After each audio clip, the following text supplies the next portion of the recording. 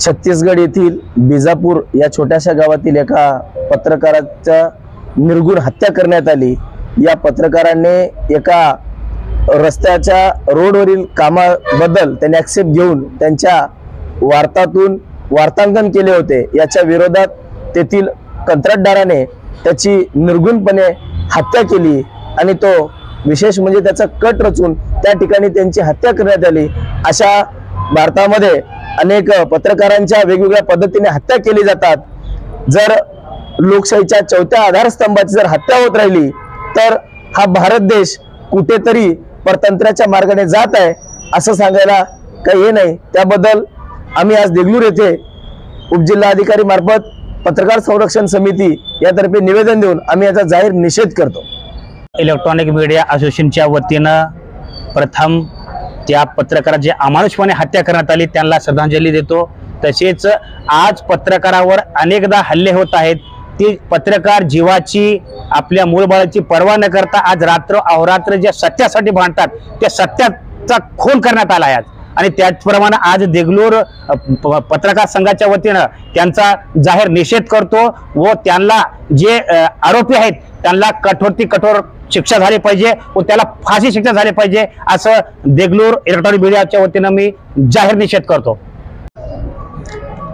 आज सर्वप्रथम मी पत्रकार संरक्षण समितीचा देगलूर तालुका अध्यक्ष या नात्याने छत्तीसगडमध्ये बिजापूर या गावात ज्या मुकेश नावाच्या पत्रकाराची हत्या झालेली आहे त्या हत्येच्या सर्वप्रथम मी पत्रकार संरक्षण समिती देगलूरचा तालुका अध्यक्ष या नात्याने त्या घटनेची निंदा करतो, जाहीर निषेध करतो आणि आमच्या आज देगलूर पत्रकार संरक्षण समितीतर्फे व देगलूर येथील सर्व पत्रकारांच्या वतीने आम्ही उपजिल्हाधिकारी मार्फत महामहिम गृहमंत्री यांना एक निवेदन दिलेलं आहे की मुकेश यांच्या परिवाराला त्यांची मुकेशची जी हत्या करण्यात आलेली आहे त्या आरोपीला तात्काळ फाशीची शिक्षा देण्यात यावी व मुकेश यांच्या परिवाराला काही ना काही शासनाने आर्थिक मदत करून त्यांना एक आधार देण्यात यावा अशी आमची मागणी आहे।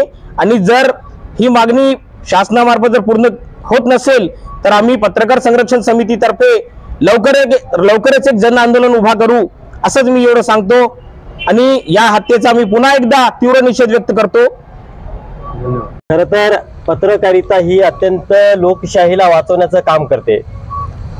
चार स्तंभ हे देशामध्ये लोकशाहीचे महत्त्वाचे स्तंभ म्हणून ओळखले जातात। तीन स्तंभाला योग्य पद्धतीने कारवाई करतात का, आपली कर्तव्य बजावतात का नाही यावरती नजर ठेवण्याचं काम पत्रकारिता करते। परंतु दुर्दैव आपल्या देशाचं की पत्रकारितेमध्ये काम करणाऱ्या पत्रकारावरती अनेकदा हल्ले होत आलेले आहेत आणि आज आम्ही या घटनेचा निषेध करण्यासाठी उपजिल्हा अधिकाऱ्यांच्या मार्फत राष्ट्रपती त्याचबरोबर गृहमंत्री आणि सर्व जे काही यामध्ये समाविष्ट होणारे जी यंत्रणा आहे त्या यंत्रणांना विनंती करू इच्छितो की गेली अनेक वर्ष पत्रकारितेला निर्गुण हत्या करण्याचं काम या देशातील काही निकृष्ट दर्जाच्या लोकांच्या मार्फत होत आहे।